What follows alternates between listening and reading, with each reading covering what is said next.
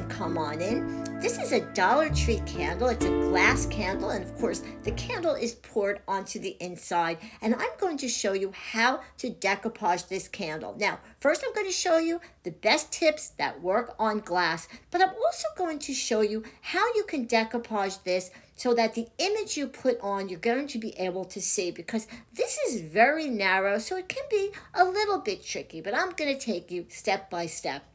If you like projects like this, subscribe to my YouTube channel, Decoupage D.I.Y with Joan-Marie. Give me a thumbs up, share with your friends. Don't forget to hit the bell for notifications. The candle I got from the Dollar Tree is inside glass, so we have to treat glass a little bit different than other things. We have to do a good prep to make sure that everything is going to stick and adhere well. So I'm using a little bit of alcohol. Oops, a little bit of mess there. And I'm going to give it a good wipe down like this to get rid of any oils or anything else that's on there that's going to prevent the paint from sticking. Okay, so we're going to let that dry.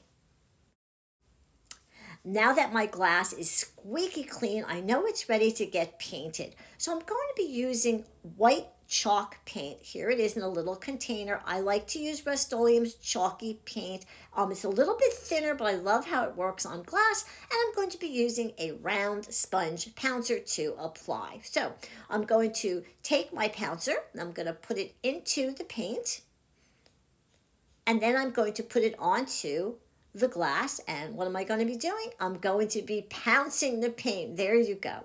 When I'm applying paint like this and I'm using a pouncer, you'll see I'm going over sections over and over again because I'm trying to get an even coat. Now, I'm only going to be using one coat of chalk paint because I have another color that's going to go over this. So if I was going to be using just the white paint and decoupaging right on top of it, I would do a second coat. But I just wanted to put on one coat of chalk paint. As you can see, let's let it dry.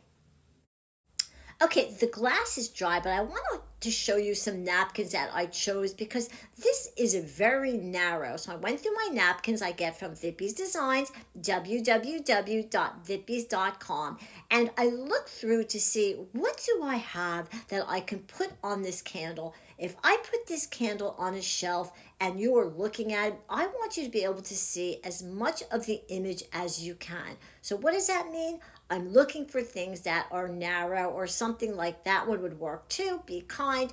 This is definitely going to work. I've actually done one with the bunny. It's perfect. It's nice and thin, and this feather tray also would work really well. So these are the things you want to look at if you want to do a narrow candle like that. You see, this napkin, although very pretty, you would actually have to spin it around to see the entire image, and we don't want that. We want it to be able to sit on a shelf and you can see the whole thing.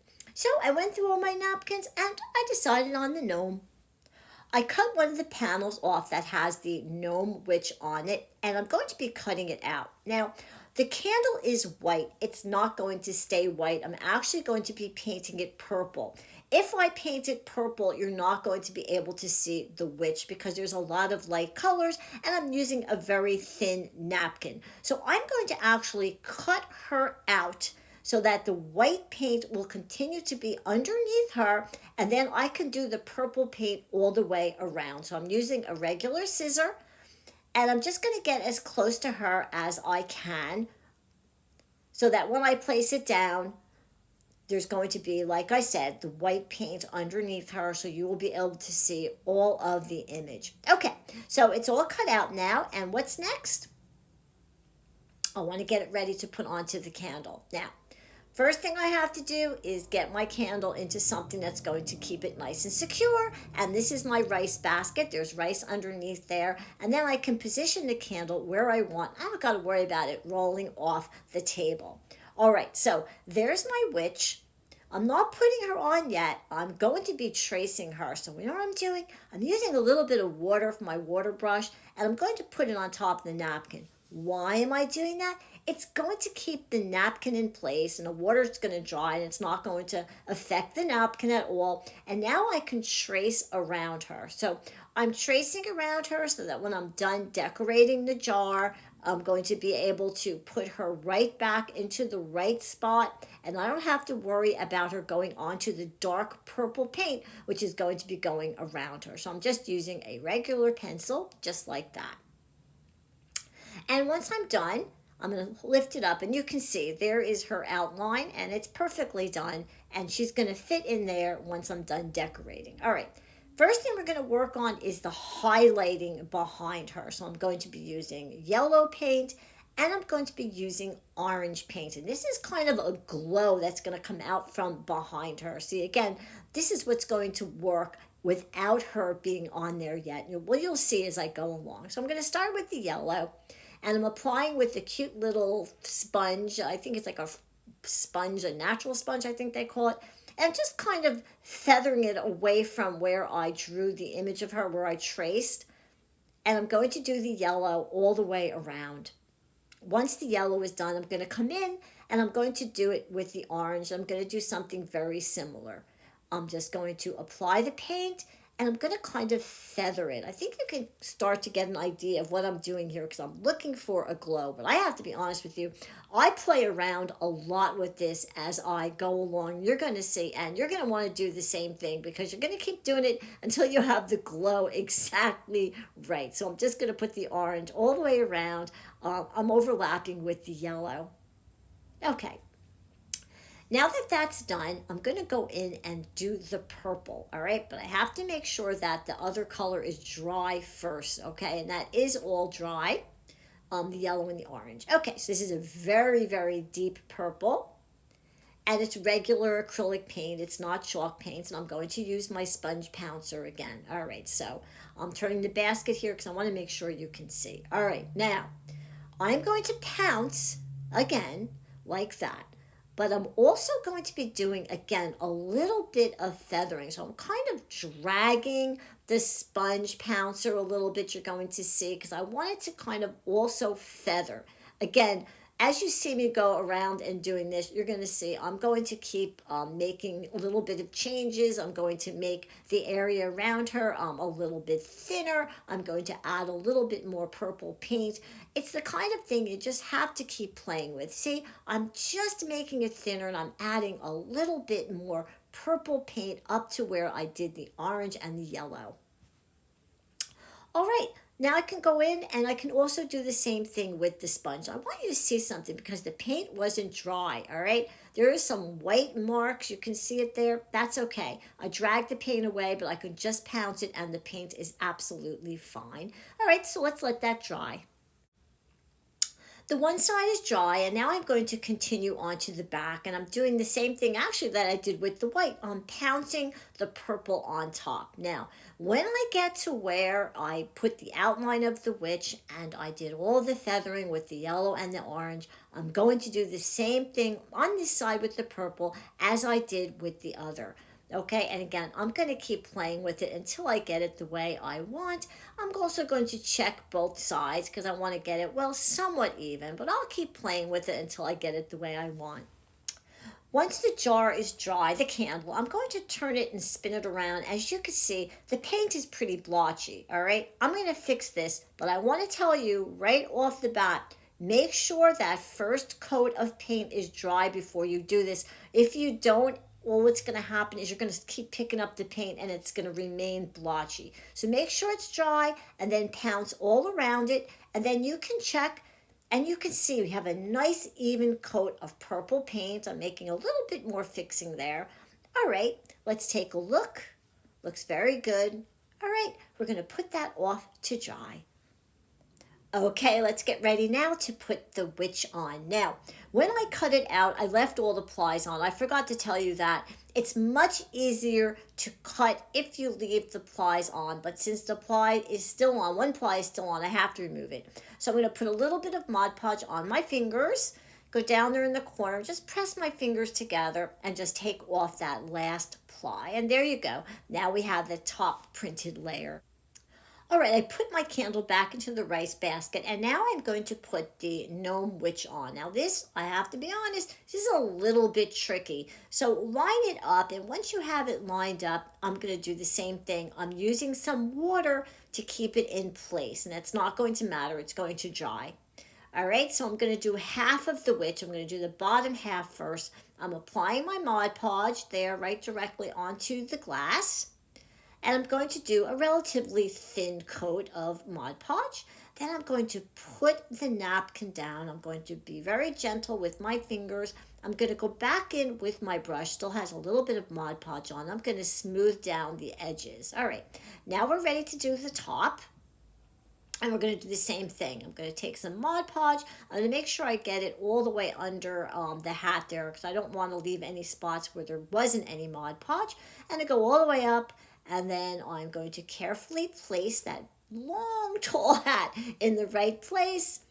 And then I'm going to smooth it down with the brush. All right, but just to make sure, you know how I am, if you've been watching my videos, I am going to put a piece of saran wrap on top, and I'm going to do a little bit more smoothing. So that saran wrap is going to protect that napkin. Remember, that napkin is wet from Mod Podge, but we don't have to worry about that with the saran wrap.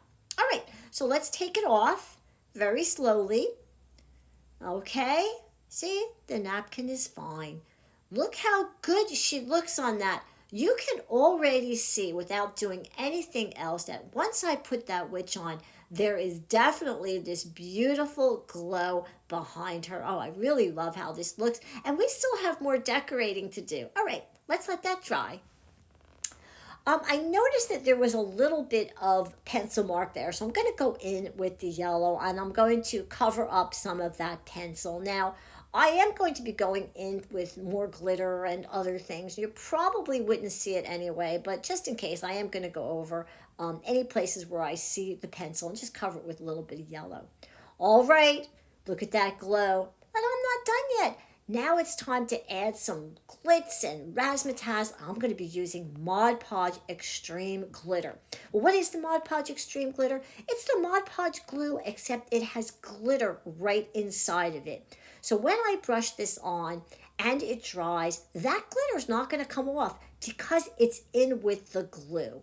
Now, as you can see, as I put it on, it's white. Usually all glue is white, but don't worry about it. Once that dries, all you're going to see is the glitter. This does such a great job, and on top of dark paint, wow, it's so nice. I'm going to hold it up so that you can see how beautiful it looks, and it's not even dry yet. Okay, I've done the whole jar, and now I'm going to spin it around, and it's dry, and you can see that the white is all gone. Look at that. Look how pretty that is with all that glitter. Okay, but we're not done yet. We're not done with the glitter. I'm going to be adding some glitter glue. This is yellow glitter glue. It has some paint in it, or some color in it, which is yellow. And I'm going to take this and I'm going to put it around the hat, because remember, I'm really going for this glow. All right, a little tip whenever you're using these little containers is you want to squirt a little bit out on a piece of scrap napkin or something, because you want to make sure it's not going to come out in one big glob. All right, I'm going to take it and I'm going to start to go around her hat. And I'm just squeezing it out. And as I squeeze it out, I'm actually using the tip to kind of spread it a little bit. I like this added glitter. It's a little bit thicker than the ultra fine that I just used, but it gives, again, I'm going for the glow, and this is doing a really good job. Okay, then let it dry.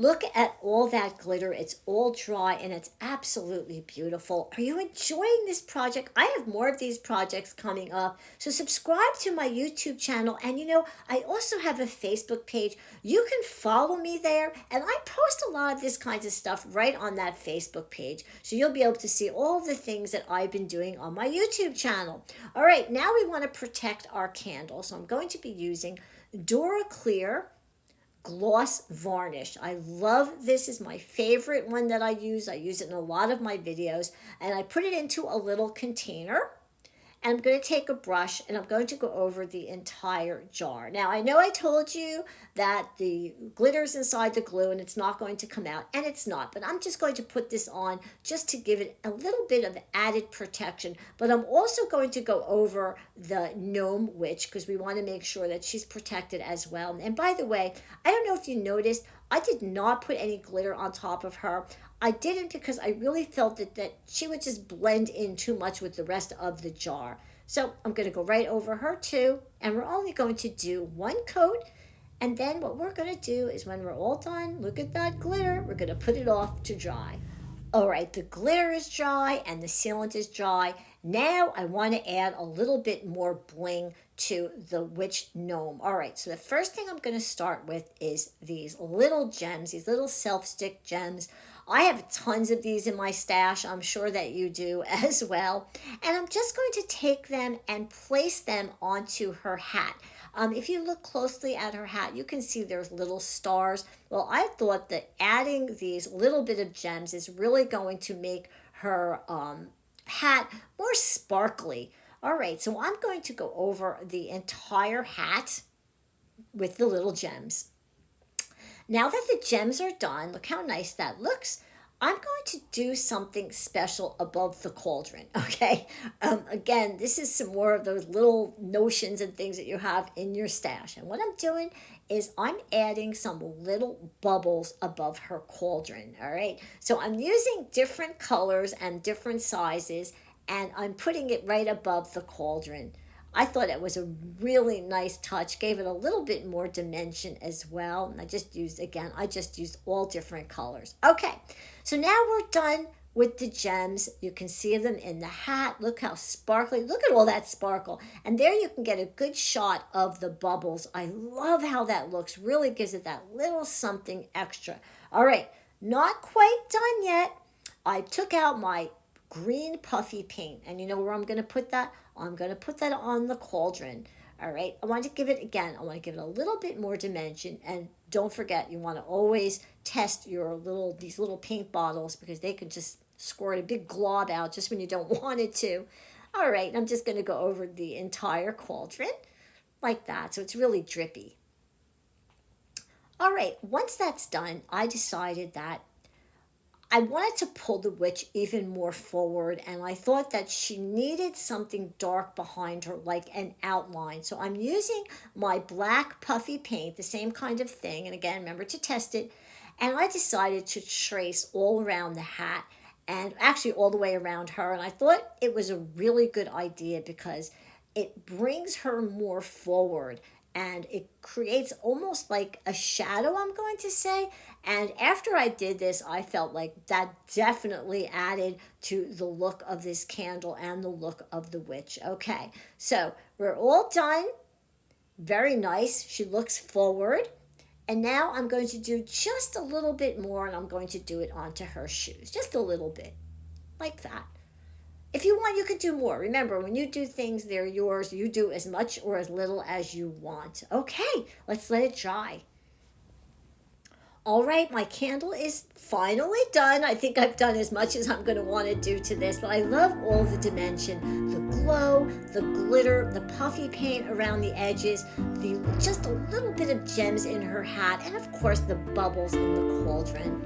It was so much fun transforming this Dollar Tree candle into really cute Halloween decor. This was a simple project, and I took you step by step. I also gave you some great tips for decoupaging on glass. And don't forget, I get my beautiful napkins from Vippy's Designs, www.vippys.com. And if you like projects like this, please subscribe to my YouTube channel, Decoupage D.I.Y. with Joan-Marie Domino. Give me a thumbs up, share with your friends, and hit the bell for future notifications.